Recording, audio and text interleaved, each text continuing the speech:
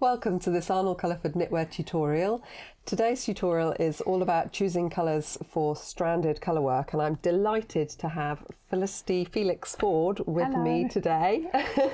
She is a designer extraordinaire and has written a series of Knit Sonic books, the Stranded Colourwork Source Book and the Stranded Colourwork Playbook and Colouring Companion, and you'll find a link up there to purchase them. And Felix is all about giving people a process by which to create colour work from everyday inspirations. Thank you ever so much for joining me. I'm very excited to be here to talk about translating everyday inspirations into stranded colourwork and picking colours for those projects. Indeed. So this video is part of our Boost Your Knitting series, and we're using today Felix's pattern for that collection, which is the Skystone arm warmers. If you'd like to find out more about the Boost Your Knitting series, then visit our website acknitwear.co.uk. So the Skystone arm warmers have been designed in such a way that they speak to a large number of everyday objects and inspirations, don't they? Would you like to tell us a bit about that, please, Felix? Sure. So the kind of shapes that I've used in the Skystone arm warmers, so called because this colourway is inspired by sky and this colourway is inspired by like stones on the beach, really came about because I found that very often when you're looking at everyday inspirations, you'll get like a surface that has little bits in it. So for example, this is the swatch from my first book, the source book, that is based on fruitcake. It's quite a big swatch. And you can see there's a couple of places, don't know how well the camera will pick this up, but you can see there, that's like a cross section of cake. So you've got the cake batter and then like raisins and cherries and apricots and stuff. And when I did that, I thought, well, that's quite nice and representative, but it's not very intuitive to knit because it's very sort of random, and all the shapes are different. So I thought, well, how can I keep that idea of lots of little bits against a background but make it more suitable to this context of knitting? So I ended up with this section, which you can see is like, it's more rhythmic, which is obviously the thing when you're knitting. Yes. You don't want to be remembering like a 36 stitch wide repeat. No, definitely not. So that was sort of the first kind of thing. And then I had this, I ran a mitts along where the idea was that you made these little kind of mitts or arm warmers based on an inspiration source. And you can see they're not identical because I like to knit one and just experiment on it and then fix everything I didn't like on the second one. And there's a kind of section here which again was just looking at this wall at Silchester, which is like flints in a kind of mossy, they've got moss and lichen around them and then these flints. And I thought, actually, there's no need to kind of reinvent the wheel every time you've got an inspiration source where you've got bits of something against a background. Yes. So I came up with this for your book when we were talking about something that would be useful for like when we were talking about your book, and I was thinking, right, I'll do something that's based around this broad idea of bits, and there'll be big bits and little bits, which is exactly what we've got here. And these are like bits of cloud against the sky in a sunset, and these are pebbles on Porlock Beach. And I thought hopefully that's a really adaptable concept. You don't have to chart the whole thing, the chart's already there. You just have to pick colours for it and pick an inspiration source that's got bits. Yeah. It's like so and we've got, I think today in this tutorial we're going to talk through how we pick the colours for these, but then we're also going to look at how we could adapt it. So you have an inspiration source. So I like pink tulips in the garden, and I love the combination of pink and green as well, so I'm hoping that we can put together a palette for pink tulips and a green background. Perfect. So you've got all those bits of petals against a green surface. Yeah. And I've got a pine cone, and this was kind of interesting because it was actually after I designed these, and I saw this and I thought those shapes are actually quite like those kind of, that sort of honeycomb Yes. kind of shape. So I'm thinking about a much more sedate brown Yeah. pine cone inspired version. But you could choose anything, You could couldn't choose you? anything. And it doesn't have to be the natural world. We've clearly both been quite drawn to the natural world. But cake, I'm very taken with the cake. I have to say fruitcake is one of my favourites. I quite want to make fruitcake arm warmers now. Yeah. I'm Well, like, oh look, I've got maybe the you colours could do worked out. that. But you could take something much more urban, or you could take something. I mean, I spent a lot of my time knitting while the kids were in soft play, and I have to say there's something quite appealing about the colours of the ball pit, which I think could make quite a cool set of arm warmers. Yeah, and you could do something really interesting with that, where I've gone for very careful shading between different colours. You could experiment more with just a more blocky kind of approach. Yeah. So the world is your oyster. Tarmac as well. You can get great inspiration from looking at tarmac, and that's got bits in it. It does. If you haven't already, then do check out Felix on Instagram, where she's Knit Sonic with a K at the end, and look for the hashtag tarmac. It's Tarmac Tuesday. Tarmac Tuesday. I was suddenly like, is it Tuesday? Is it? No, Tarmac Tuesday. There's some amazing inspiration out there. Who knew it was so endlessly fascinating? That's what I love, because it's so underappreciated, and yet it's full of colour inspiration. Yes. So we've divided up our 4 potential inspiration sources, and Felix is going to help me to pull out some yarn for them. So we've got some Jameson and Smith jumper weight yarn here, which comes in lots and lots of different colours, and hopefully we've got a few for each of our possible options. I got very excited picking out potential greens and pinks. Yay! For your tulips. This is how I nearly always start every project picking colour, is just getting all the potentials, and I'm lucky because I've got access to many balls of J&S, but some version of this process, or using shade cards if you haven't got access to the actual balls, it's just a really good starting point, and it helps so much, I find, to have an inspiration source rather than to just try and pick colours just based on what colours do I like that's impossible. Whereas I can go, oh, that's kind of a greeny colour, so that's going to go with the in the tulip section of the table. Yep.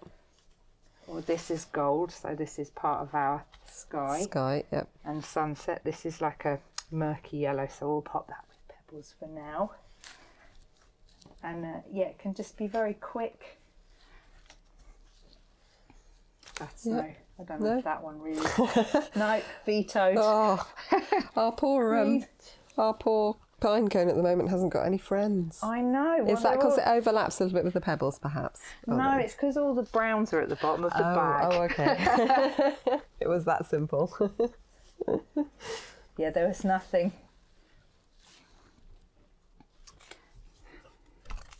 So you can see this is a fairly well-loved stash of well-used balls.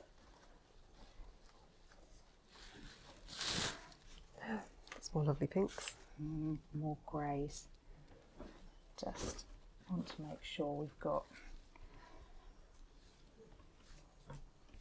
the actual colours Yeah. that we ended up using for this one.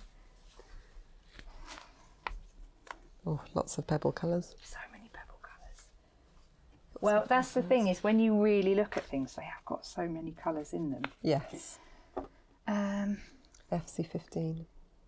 Yes, the mid-blue. The blue. I think there is some FC15 in there, but it just might be a small... Yeah, look. Oh, there we go. It's just wee.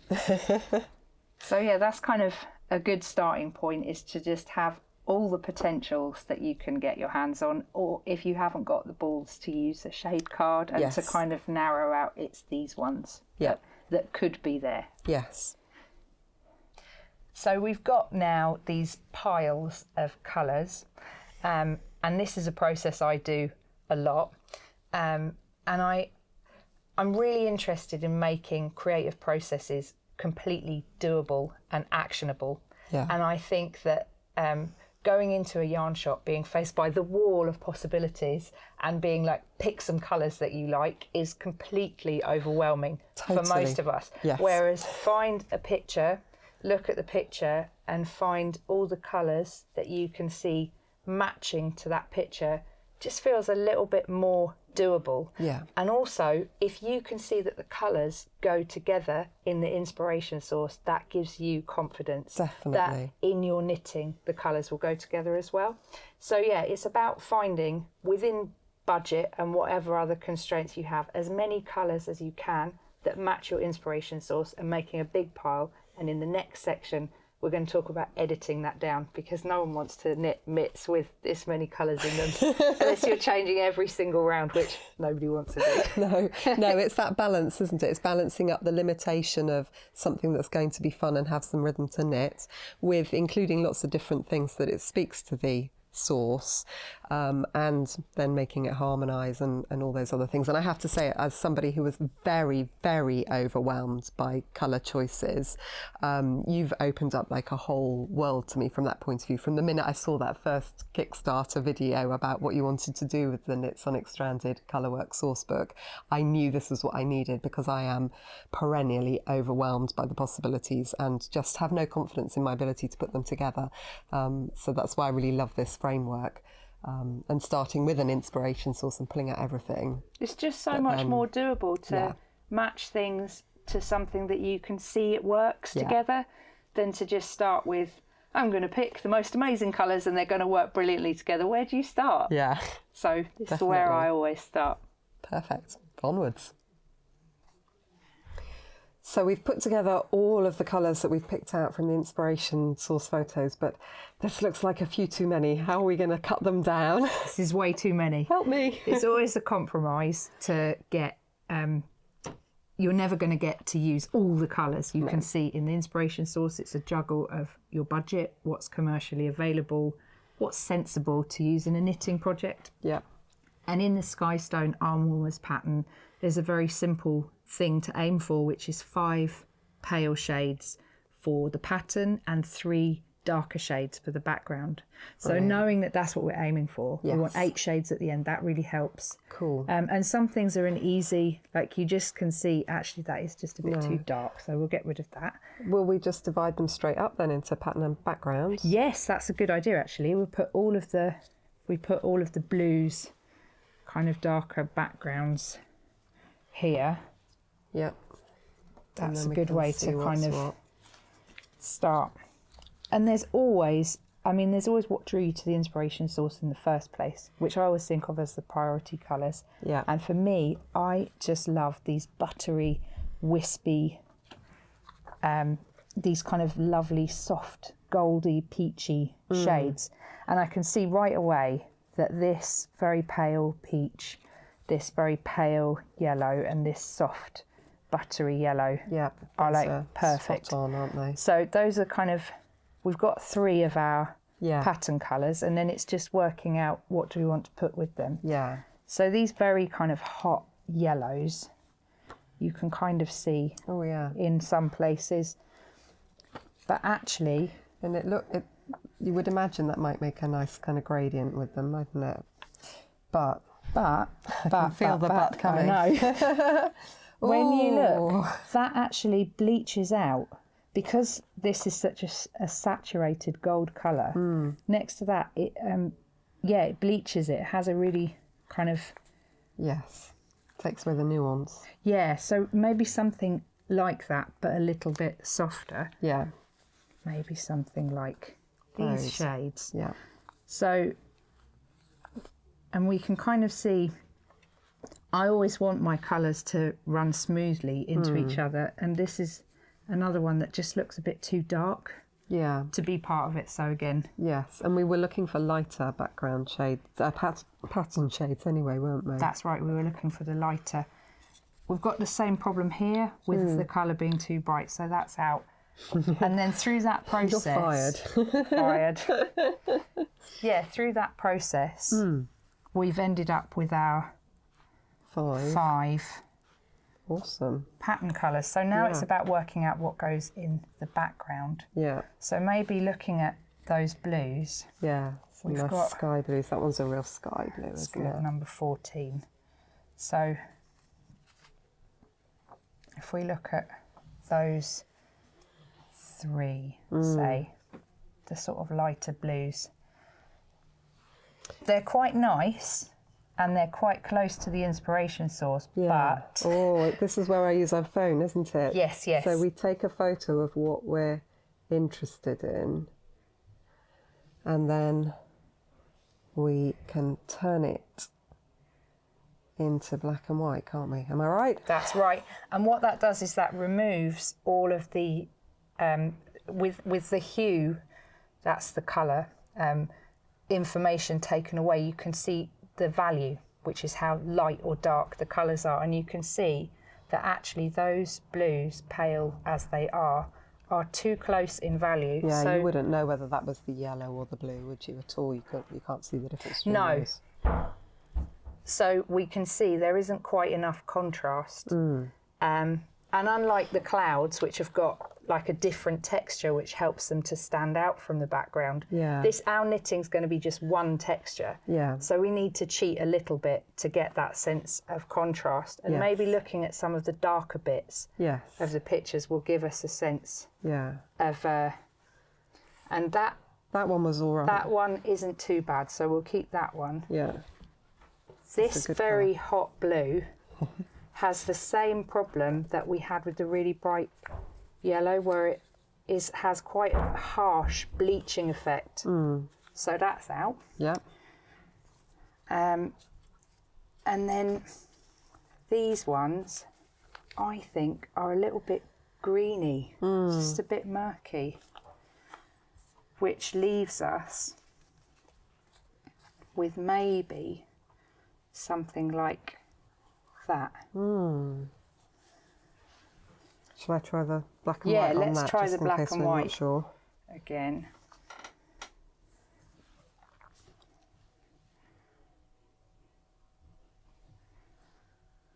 Because it's so easy these days with a smartphone, isn't it, to just ping. Oh, and then you there can you see go. You it can stands see out. immediately. It stands out a lot more. So you've got contrast, you've got the right kind of hues, you've got the warmth that's in the sky, but it is going to stand out in your knitting.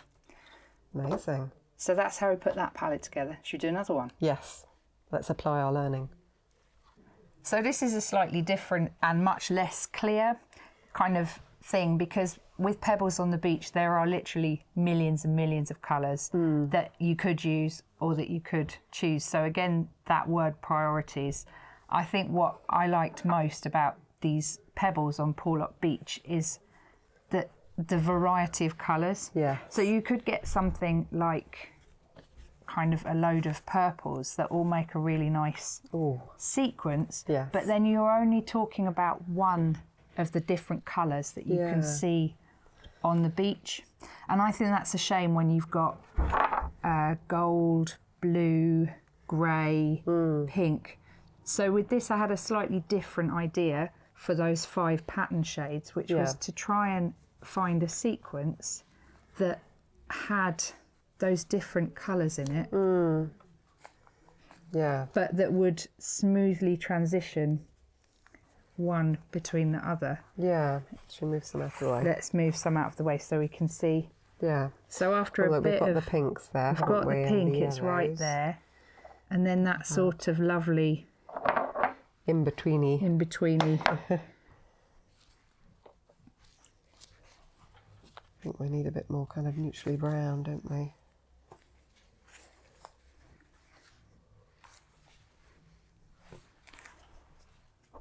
Yes, something like that.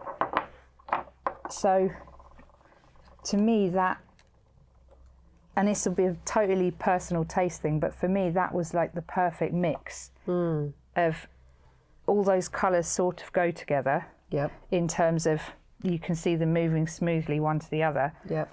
But they're also all different hues. Yes. So then it's just, what do we put in the background? Yes. So the background is a chance to kind of play with some of those other hues, and we could maybe bring in like a purpley colour and a browny colour, or maybe something like that. Yeah. But then, can we use the camera Yeah, again? can we use the camera again? Yeah, absolutely.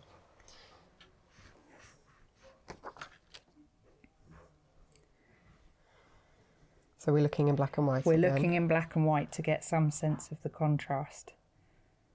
Bing! It's not too bad, but you can see Yes. they're a little bit, and you can 366. see where we've got that nice dark blue. That's a Yeah. little bit too close to that. Yes. Yeah, you're not. Yeah, if you put those two together, you can see that they're not going to. And then this is where, again, having an inspiration source to refer to is incredibly helpful, because the more I looked back at the photos, it was a very sunny day when I was at Porlock taking these pictures, and the light is really hard and the shadows are dark, super dark. And I thought, actually, that helps those colours to stand out. And maybe I'd like to reproduce that in my mitts by having my nice pebble colours against a much darker background. Right. Yeah. So I went to this. Black. To me, this never gets enough love. Shade 77. It's very underrated. Yes. I do love those dark navies. The dark navies are so underrated. And what I realised as I was looking at this is that if I shaded the sequence in some way so that this Yeah. in the pattern was working against this, then you'd get that picks up the the blue. overall blueness of the whole thing. Right. So yeah, that's what I ended up with as the palette for those ones. That's fab. Very pebbly. Your turn now. With You're going to make me do tulips. it. You're going to make me do Yes. it. Right, let's give this a go. Okay, so we've got my tulip photo and our pile of tulip coloured yarns one way or another. So I think I'm going to start by dividing them into the greens and the pinks, because at the minute it's a bit like, what am I going to do? So that's a place to start. Some of the greens at one end. So I'm definitely going to do pink tulips against a green background. I'm not going to go crazy and do it the other way around, because that wouldn't make any sense. So that's brought a little bit of order to the proceedings, and I want to think about what's most important to me about this picture. Your priority. My priority, yeah. And much as I love, like, the pink is kind of the sort of standout part of it, but I think for me it was about the flavour of the greens in the background. So I think I'd like to mix things up and do a bit of background first. Is that going to mess with the system, or is that okay? No, that's okay. Is that okay? Good. Yeah. Phew. So I think immediately I want to ditch some of the kind of more foresty greens, because they're not really. They're a bit cool, aren't they? Yeah, they're Bit not really. too That one and cold. that one can go, I think. I personally have a love affair with this colour. It's right there, So, isn't and it? it is right there in it. It picks up the kind of slightly yellowiness of some of the leaves as well. So I think that one, let's pop that. Should we switch them round for a minute? Whoop. Let's have that one in there. So if that one's in the middle, what else are we thinking of? I'm thinking that is a bit too in your face. That It's a bit green. shouty, isn't it? It's a little bit, yeah. It's got a strong personality that I'd like in something else, but not today, thank you very much. I'm quite keen on this one, so we'll leave it in there for the minute, but I'm not sure whether it's going to work with this. Whereas this and these, but I'm not dark, and that's quite good as well. And I think that one's too blue. If I put that with that, it's starting to feel a bit blue to me. So I don't know. I mean, if you look, there are they really blue are bits. bluey bits. Oh, and that would give us a more. Oh, I don't know. This is where I get paralysed by indecision. I think that one might end up being a bit light. I don't know about those two. See, I do really like them together, but then I think we're ending up with a light background, whereas we might punch out a little bit more easily against our pinks if we go at the darker end. That's from what I've been learning. I think that's that's where I'll take my learning. So I'm going to, with regret, say another time, sweethearts. which takes me to 4. Oh, that was easier than I thought it was going to be. You have to imagine that you've got Felix sitting next to you at home when you're looking at your palettes and Colourwork too. And these 3 are sitting, to my mind, those 3 are sitting quite nicely together. And that one, for all that I love you, I'm not sure that that's going quite so well with them. So let's be decisive about it. See, that's great. And now you've got your I've got something. Your priorities fixed. My flavour of green is sorted. And the thing, just on that, because you've gone with the background first. Yes. When we look at the mitts. Yes.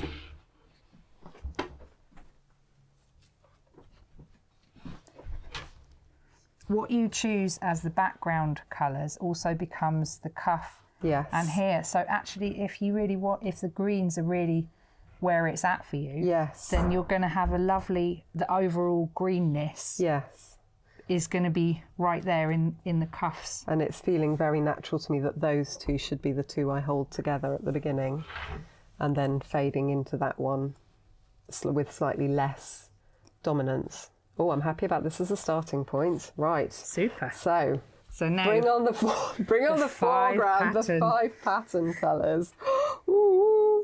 Well, I don't think I need my phone to immediately work out that those 2 are going to be quite a similar value. I believe that's the correct terminology. Can we have a high five for that?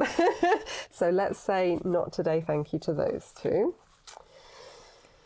And then we've got lots to choose from, and I guess this is where I might be tempted to be like, oh, perfect colour, and really like worrying about it. Whereas actually I think one of the things I've really learned from you is that I just need to roll with it a bit more and not be too worried about it being exactly right, and thinking more about what I fancy giving a try to as well. Yes, and also just recognising that, yes, you do want it to look like the inspiration source, but not at the expense of the colours interacting nicely together in your knitting. Yes, yeah, absolutely. So on which grounds, I'm not feeling that one either. Again, I think if you squint and look at those, that's really quite... Is it quite close in terms of value? I think it is. Yeah. So good. I thought you were going to. I thought we were going the other way then for a minute. So that's cool. And then the tulips have got some quite nice light and dark bits, haven't they?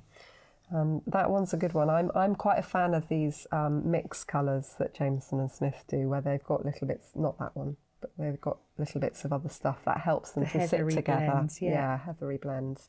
So for that reason, I think that one goes. I quite like that one. And then I'm looking for, trying to think what the other tips are for things that are going to allow us to rule something else out. Is that one going to be quite close? Shall I take a photo of the whole lot? That would help, wouldn't it?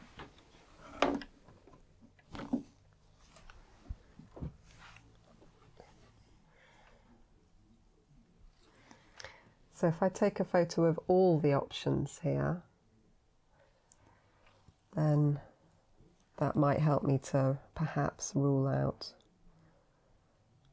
Oh yes, well immediately. Bye-bye. Whereas I think probably any of the others would be okay, wouldn't they? Are those very similar? They're the same. Oh look, bingo! We're down to 5. That's magical, right? All I need to worry about now is what order they might go in. And I think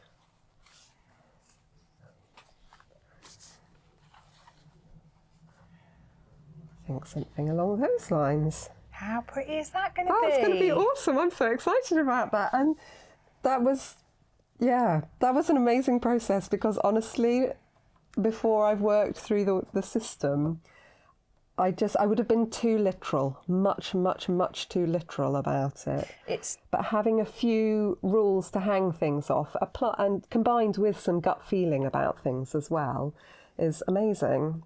I think the priorities really helps, because if you are attached to everything and you're like, I want this pink and this thing, and the grass has to be there and the ground has to be there, and I need this little bit of yellow here and I need this little bit of white here, then you're already at like 97 colours. You're using the entire JNS range and you'll never start. Yes. So I think it helps to just kind of be like, it has to be 8, 5 light, 3 dark. What's my main priority? What's the thing I'd really like to get if it's anything? And for you, it's the green. So that just makes it simple. Awesome.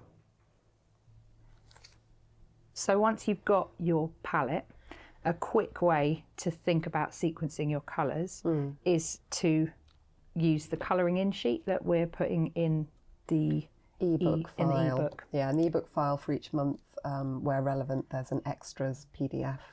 So you'll find colouring in sheet in the extras PDF for August. And this was really like an idea when I did the playbook. I realised that actually if you're experimenting with knitting motifs, it's really annoying to get square paper and have to individually block out every single stitch. And also it doesn't show you how the eventual knitted fabric is going to look, because knitted stitches are not square. They're like a little, this is a very simplified version.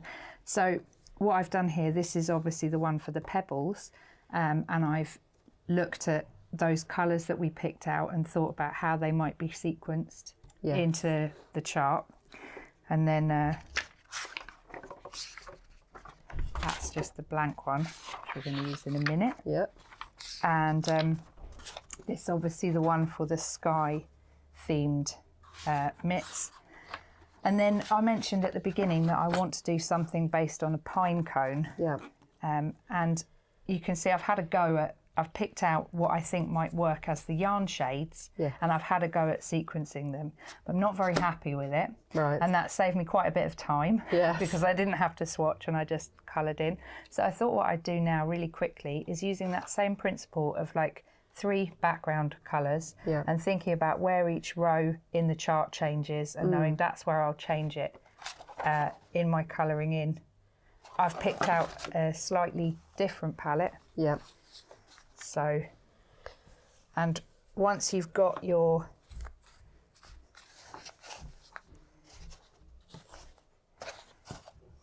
kind of rough idea of what I really wanted to get, those nice warm colours. That's a little bit bright, but it's again with that priorities, it's the warm lovely colours that I wanted to get. And then it's just a case of picking out some colouring pencils to match. Lovely. And that will take a minute to do. And then once I've got them, I will colour in the sheet, and we can have a look at what my second potential colourway is going to look like. And that's just a slightly different way of picking your palette. Yeah. So what I didn't like about the first colourway that I picked out is that as one of my dark colours, I picked 81, which is like an off black, kind of nearly black colour. And I feel that it just has a very flattening effect on all the other colours around it. So I wanted to see how does it look instead if I just have 3 different browns running through the background. And I also have picked out this lovely sort of cinnamon nutmeggy colour, shade 32, which I think picks up on some of the lovely warm kind of bits. So really for me this new colourway is about warming up and making more saturated my palette, so that again that word priorities, my stranded colour work reflects what I liked best about the pine cone. Yeah, perfect.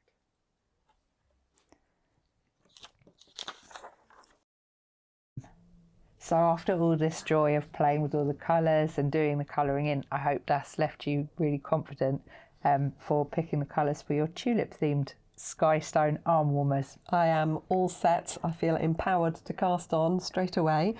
And if you'd like to join in, then do come over to the Arnall-Culliford Knitwear Ravelry group, where we're running a knit along this month to knit your Skystone arm warmers or a stranded colourwork project of your choice. And it's all about choosing the colours and getting going with your colourway. So you can see how I've got on with my Tulips one and how Felix has got on with her pine cones. Very exciting. Yes. And yeah, if people want to knit them in these colours, they can come to your website. Yep. But also you can obviously watch this video and then choose your own colours. Definitely, absolutely. We're all about taking the concepts and applying them as broadly as possible. So do visit acknitwear.co.uk to find out more about Boost Your Knitting.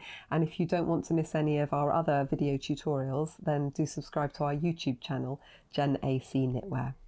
Thanks ever so much for joining me, Felix. It's been heaps of fun, and we hope to see you soon. Thanks so much for having me. Bye. Bye.